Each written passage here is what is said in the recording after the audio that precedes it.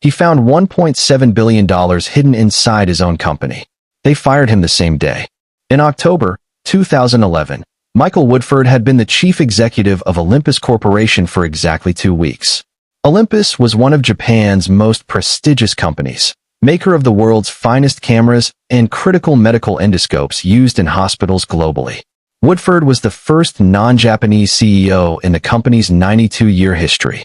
He had worked for Olympus for 30 years, rising through its European operations, and his appointment to the top job was celebrated as a breakthrough.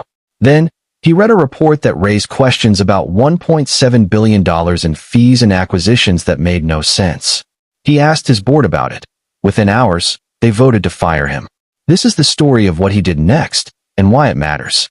To understand what Woodford discovered, you need to understand what Olympus was and what it had been hiding. Olympus Corporation was founded in Japan in 1919 as an optical manufacturer. Over the following century, it built an extraordinary reputation, particularly in 2 areas. Its cameras became iconic among professional photographers worldwide, and its medical endoscopes, the flexible cameras used to examine the internal organs of patients, became the global standard in hospitals across developed and developing countries alike. By 2011, Olympus held approximately 70% of the global market for medical endoscopes, making it an irreplaceable part of modern healthcare infrastructure. Michael Woodford had joined Olympus's European operations in 1981, working his way up through the organization over 3 decades.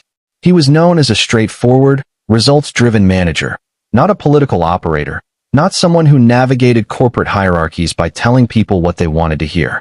When he was appointed president and CEO in April 2011, becoming the first foreigner ever to lead the company, it was understood by everyone involved that he had been selected because of his operational track record, not his cultural fluency with Japan's intensely consensus-driven corporate culture.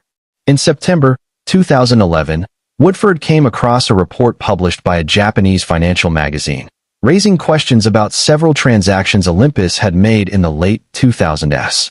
These included the acquisition of 3 small Japanese companies for prices that appeared wildly inflated relative to their actual business value, and the payment of advisory fees totaling $687 million to a small Cayman Islands firm in connection with Olympus's 2008 acquisition of the British medical company, Gyrus. An advisory fee of that scale, equivalent to approximately 36% of the entire acquisition price, was almost without precedent in global mergers and acquisitions practice. It made no financial sense. Woodford did what any competent chief executive officer would do. He commissioned an independent investigation from PricewaterhouseCoopers, which confirmed that the transactions were highly irregular and that the fees appeared to serve no legitimate business purpose. He then wrote a series of detailed letters to the company's chairman, Tsuyoshi Kikukawa, and its other senior executives, laying out the findings and demanding an explanation. He gave them opportunities to respond. The responses he received were vague, evasive, and entirely unsatisfactory. When Woodford escalated his concerns formally, requesting a board meeting to address the issue transparently, the board's response was swift and unambiguous. On October 14, 2011, Woodford was summoned to a board meeting in Tokyo. He arrived expecting a confrontation over the accounting questions he had raised. Instead, he was handed a letter and told the board had voted to remove him as CEO, effective immediately. The stated reason was that he had not adapted to Japanese management culture. No mention was made of the $1.7 billion in suspicious transactions he had been asking about. He was driven to his hotel, given back his company laptop, and told his services were no longer required. The board, which included the executives whose conduct he had been questioning, had simply voted him out. The fraud that Woodford had uncovered had its roots in decisions made by Olympus's leadership in the 1980s and 1990s. During that period, like many large Japanese corporations, Olympus had engaged in a practice known as tabashi, a Japanese term that roughly translates as to make fly away. Tabashi involved moving loss-making investments off a company's balance sheet by transferring them to affiliated entities or funds, with the intention of hiding the losses from shareholders and regulators until a time when they could be absorbed or unwound without damaging the company's reported financial position. Olympus had accumulated significant investment losses during the Japanese asset bubble of the late 1980s and its subsequent collapse. Rather than write down these losses transparently, which would have damaged the company's reported financial position and potentially its credit ratings, senior executives made the decision to use tabashi arrangements to hide them. The losses were parked in various affiliated entities and investment funds, essentially kept off the books, while Olympus continued reporting financial results that did not reflect the true scale of its problems. The challenge with tabashi is that it does not make losses disappear. It only delays the moment of recognition. Over time, the hidden losses at Olympus grew rather than shrank, as the funds used to conceal them underperformed and as the cost of maintaining the concealment added additional financial drag. By the 2000s, the total amount that needed to be hidden had grown to approximately $1.7 billion, and the executives tasked with managing the concealment had developed an increasingly desperate set of mechanisms to keep it off the books. The mechanism they settled on was the one Woodford discovered, using grossly inflated advisory fees and acquisition prices to funnel money into entities that could then be used to absorb the hidden losses. When Olympus paid $687 million in advisory fees to the Cayman Islands firm on the Gyrus acquisition, that money did not go to any genuine advisory service. It went into a fund that was then used to write off a portion of the accumulated hidden losses that had been sitting off Olympus's balance sheet for over a decade. The acquisitions of the three small Japanese companies at inflated prices served the same purpose. Each overpayment was a mechanism for moving money into entities that could absorb historical losses and make them disappear from the accounts. The executives who had originally made the decision to use tabashi in the 1990s had, in a sense, bequeathed the problem to their successors. By the time Tsuyoshi Kikukawa became chairman, the losses were so embedded in the company's financial structure and the mechanisms for hiding them so complex that unwinding them transparently would have required admitting to decades of false accounting. The decision that Woodford's board made when they fired him was not just a decision to silence a critic. It was the latest in a 30-year series of decisions to keep hiding something that had been hidden for so long that the people doing the hiding could no longer imagine stopping. Here's what most people never learn about this case. Woodford left that Tokyo boardroom alone, with no job, no allies inside the company, and no guarantee that anyone would believe him. What he did next took more courage than most people will ever need. Stay with me. After being fired, Woodford did something that very few people in his position would have done. He did not accept a settlement. He did not sign a non-disclosure agreement. And he did not quietly disappear into a well-compensated early retirement while the board of Olympus continued conducting business as usual. He went to the press.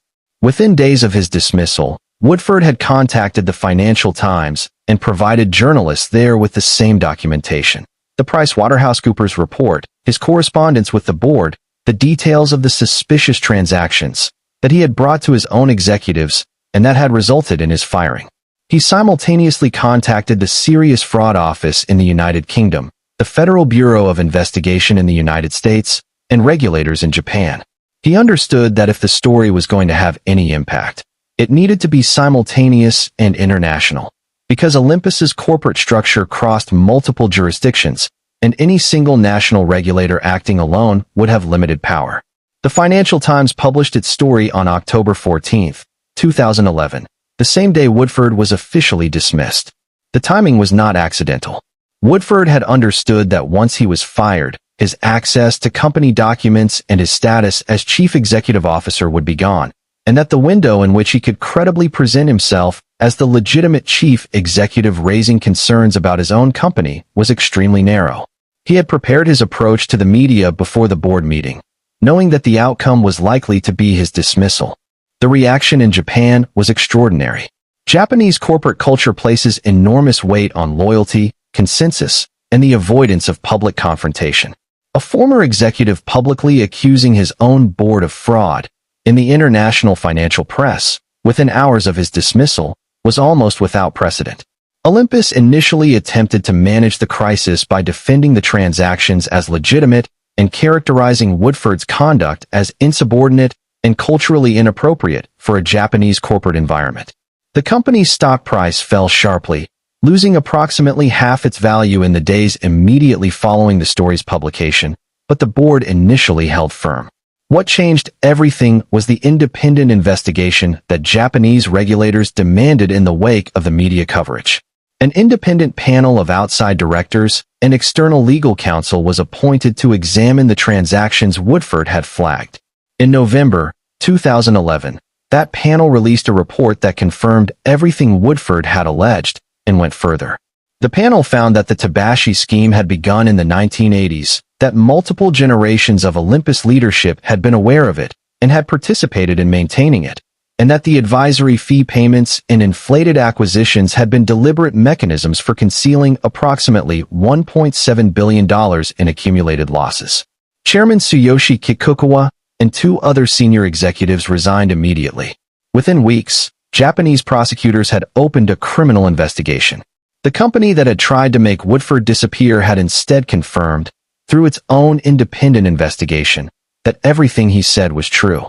The criminal proceedings that followed moved swiftly by the standards of major corporate fraud cases.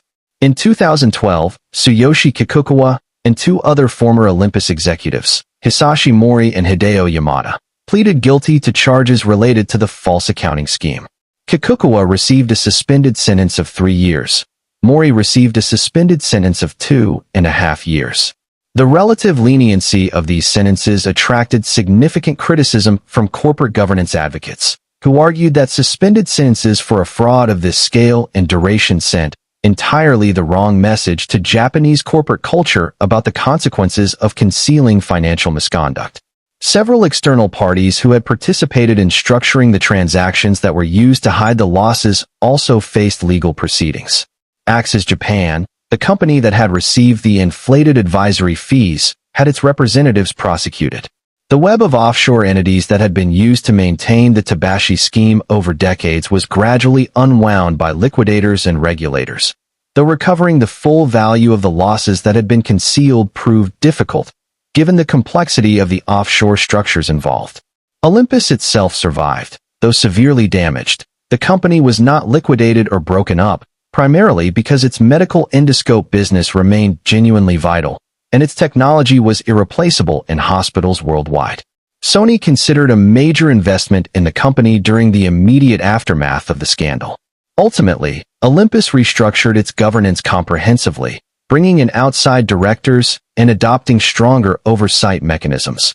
The result was clear: growth across all segments was no longer hindered by weak governance. It eventually merged its camera division with a third party, acknowledging that the scandal and the broader market challenges facing traditional camera manufacturers had made that business unsustainable as part of a publicly listed company focused on medical technology. Michael Woodford did not return to Olympus in any capacity. He wrote a detailed account of his experience, which was later adapted into a documentary. He became an active voice on corporate governance reform, speaking at conferences and to regulatory bodies about the structural conditions that had allowed the Olympus fraud to persist for 30 decades. He argued consistently that the problem was not unique to Japan, that any corporate culture that prioritized loyalty and consensus over transparency and accountability created the conditions for exactly this kind of long-running concealment. The Olympus case became a landmark reference point in discussions of Japanese corporate governance reform. Japan's government used the case as one of the arguments for introducing Japan's Stewardship Code in 2014 and its Corporate Governance Code in 2015, a set of reforms designed to strengthen board independence, improve disclosure standards, and reduce the kind of unchecked management power that had allowed Olympus's executives to maintain their deception across multiple decades and multiple leadership generations. Whether those reforms have fundamentally changed Japanese corporate culture remains a subject of debate. What is not debatable is that Michael Woodford walked out of that Tokyo boardroom alone, with nothing but the truth, and that the truth turned out to be enough. Before we finish, drop one word in the comments. If you had been in Woodford's position, fired, alone, in a foreign country, with documents nobody wanted you to have, would you have gone to the press? One word, yes or no. I read every single one. Most people in his position would have taken the money and stayed quiet. He didn't. The next case we are covering, nobody spoke up at all. Subscribe.